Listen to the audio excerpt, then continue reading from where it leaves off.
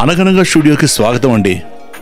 ఈరోజు మన ప్రయాణం హైదరాబాద్ నుంచి ఆధ్యాత్మిక శక్తి నిలయమైన కురువపురం, అదేనండి వల్లభాపురం. హైదరాబాద్ నుంచి కారులో మా ప్రయాణం మొదలైంది.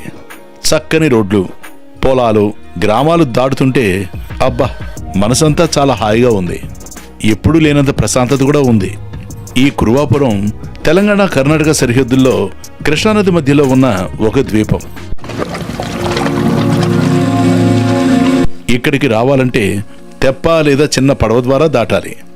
నీళ్ల మధ్యలో ఆ ద్వీపం కనిపించగానే గుండెల్లో ఆ భగవంతుడి మీద, ఆ దత్తుడి మీద మరింత భక్తి పెరుగుతుంది.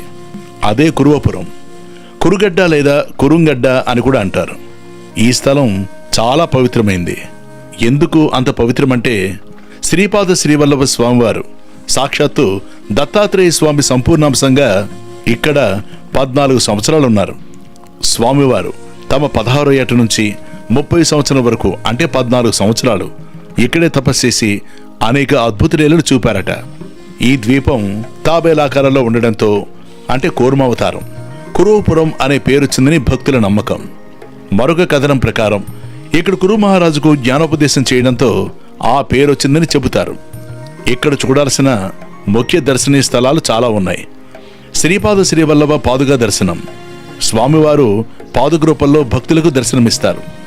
సిద్ధాసన స్థానం స్వామివారి యోగముద్రలో తపస్సు చేసిన ప్రదేశం. ఇది పురాతన వటవృక్షం, మర్రి చెట్టండి. ఈ చెట్టు కిందనే స్వామివారు దీర్ఘ తపస్సు చేశారు. ఇది శ్రీ తెంబేస్వామి గుహ. తెంబేస్వామి ధ్యానం చేసిన పవిత్ర గుహ. ఈ తెంబేస్వామి ఎవరో కాదు, స్వామివారి శిష్యుడు. పాండురంగ స్వామి దేవాలయం, శ్రీపాద శ్రీవల్లభుల దర్బార్ జరిగిన స్థలంగా భావిస్తారు. ఇక్కడ ఒక విశేష నమ్మకం ఉందండి. ఆలయం చుట్టూ 27 ప్రదక్షిణలు చేస్తే కోరికలు నెరవేరుతాయని భక్తుల విశ్వాసం. ప్రతి అడుగులో అది మనకు కనిపిస్తుంది. ఆత్మవిశ్వాసం పెరుగుతుంది, మనస్సుకు శాంతినిస్తుంది. ఈ స్థలానికి వచ్చిన భక్తుల రోగాలు, కష్టాలు తొలగిపోతాయని, ఆరోగ్యమైన సంపన్నమైన జీవితాన్ని పొందుతారని ప్రగాఢ విశ్వాసం. ఆశాయ వస్త్రం కరదండధారణం కమండలం పద్మకరేణ శంఖం చక్రం గదాభూషణభూషణాఢ్యం శ్రీపాదరాజం శరణం ప్రపద్యే.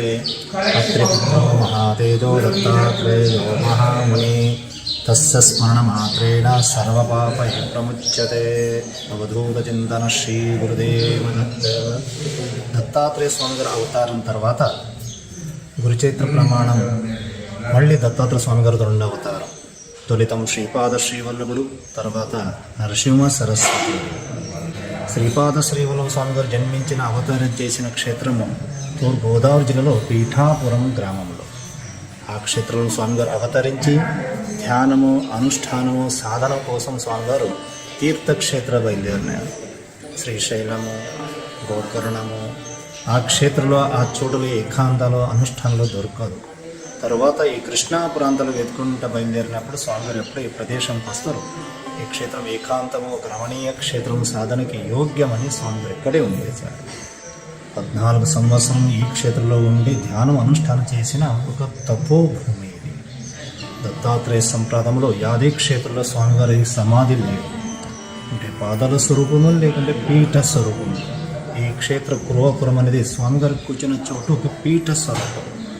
ఆ చోటుకే, ఆ పీఠంకే పూజలు, అభిషేకాలు, మహాపూజ జరగబడి తర్వాత ఆ పీఠం మీద వస్త్రాలు వేసి విగ్రహం పెట్టినప్పుడు అలంకార దర్శనం.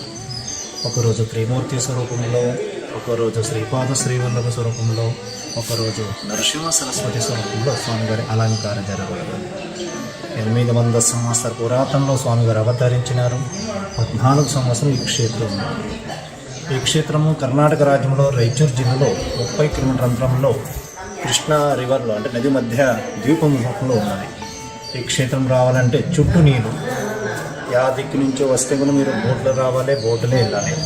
ప్రస్తుత పరిస్థితుల్లో ఇక్కడ ఎక్కువ సౌలభ్యం లేదు. స్వామిగారు నదిలో, తర్వాత వచ్చిన భక్తులు ఇక్కడ పారాయణ రూపంలో, జపం రూపంలో చేసుకుని స్వామిగారి అనుగ్రహం తీసుకుంటూ చేరుతున్నారు. ఇప్పుడు ఈ క్షేత్రం ఎట్లా ఉంటే భక్తులకి ఒక యాత్ర అనుభవం దొరుకుతుంది. ఎట్లా వెళ్ళాలి, ఎట్లా ఉంటే యాత్ర చేస్తే ఏం ఫలం దొరుకుతుంది. వాహనం సరిగినప్పుడు మీకు ఆ యాత్ర అనుభవమే దొరుకుతుంది. లైన్లో వచ్చి రావాలి, ప్రత్యేకంగా అప్పుడు మీరు రిసిప్ట్ తీసుకున్నాలే ఆ లైన్ వేరే ఉంటుంది, విఐపి దర్శనం వేరే అంటే ఒక ప్రత్యేక లైన్ ప్రారంభించినప్పుడు యాత్రలకి ఒక అనుభవం దొరకదు క్షేత్రం యాత్రని. ప్రస్తుతంగా స్వామిగారు ఈ క్షేత్రం రావాలంటే బోటు ముఖాంతరం రావాలి, బోకుటు ముఖాంతరమే మీకు బయలుదేరాలి. ఇది కృష్ణా నదిలో మధ్య ద్వీపం ఉన్నది. ఆంధ్ర అదే తెలంగాణ ప్రాంతంలో వచ్చేసి గుడికి దగ్గర అవుతుంది మీకు. అదే కర్ణాటక ముఖాంతరం వచ్చేస్తే నది దాటిన తర్వాత గుడి వరకు నడుచుకుంటూ రావాలి. తక్కువ ఒక 2 కిలోమీటర్లు నడుచుకుని వస్తే గుడికి రావాలి. తెలంగాణ ముఖాంతరం వచ్చేస్తే బోట్ గుడి ముందరమే వచ్చేస్తుంది. ఈ క్షేత్రం వచ్చిన భక్తులకి ఉండనికే వసతి సౌకర్యము, పారాయణ చేసుకునే సౌకర్యము, ఉచిత భోజనాలు సౌకర్యం చేస్తున్నాం. ఒక పెద్ద హాల్ చేసినాం. దగ్గర మీకు 200 మంది దగ్గర ఇక్కడ ఉండడానికి అవకాశం ఉంటుంది. హాల్లో వచ్చిన భక్తులు హాలో సేవ, పారాయణము, ప్రదక్షిణము, జపము, అనుష్ఠానం చేసుకొని బయలుదేరుతుంటారు. స్వామిగారు ఈ క్షేత్రంలో గుప్త రూపంలో సూక్ష్మ ఉన్నాలని భక్తులకి అనుభవం దొరికింది. భక్తులు వచ్చిన వాళ్ళ సేవ ఏమేమి జరిపిస్తారు, ఆ సేవ జరిగిన తర్వాత ఆశీర్వాద రూపంలో ఏమో కొంచెం స్వామిగారికి అనుభవం దొరికిందని చెప్తున్నారు భక్తులు. ఆ నిమిత్తం స్వామిగారు ఈ క్షేత్రంలో సూక్ష్మ రూపంలో ఉన్నారు, గుప్త రూపంలో ఉన్నారని భక్తులకి అనుభవం దొరుకుతూ ఉన్నారు. స్వామిగారి ప్రస్తుత క్షేత్రంలో మహారాష్ట్ర సంప్రదాయం ఎక్కువ, మా కర్ణాటక ఆంధ్రలో సంప్రదాయం తక్కువ. ఆ నిమిత్తం మహారాష్ట్ర సంప్రదాయంలో ఎక్కువ జన భక్తులు ఈ క్షేత్రంకి వచ్చి దర్శనం చేస్తాం. ప్రస్తుతం ఇప్పుడు సాయిబాబా చదివిన వాళ్ళకి ఈ దత్తాత్రేయ స్వామి గారిది ఒక లింక్ దొరికినప్పుడు దత్తాత్రేయుడు ఎవరు, దత్తాత్రేయ తర్వాత ఏం అవతారైంది అవన్నీ తెలుసుకుని ఇప్పుడు ప్రాంతంలో తిరుగుతూ ఉన్నది. మూలతం గురుచరిత్ర ఉల్లేఖం ప్రకారం 5 నుంచి 10 అధ్యాయం వరకు ఈ క్షేత్రము వర్ణం జరిగింది. మిగిలిన అధ్యాయాలన్నీ నరసింహ సరస్వతి స్వామి గారిది అధ్యాయం అంటే ఆ స్వామిగారు వర్ణం జరిపించినారు.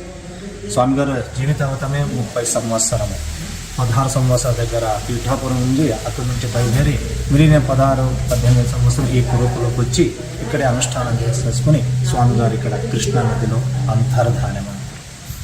భక్తులకి ఒకటి యాత్రాస్థానము, భక్తి కేంద్రము, శ్రద్ధా కేంద్రము.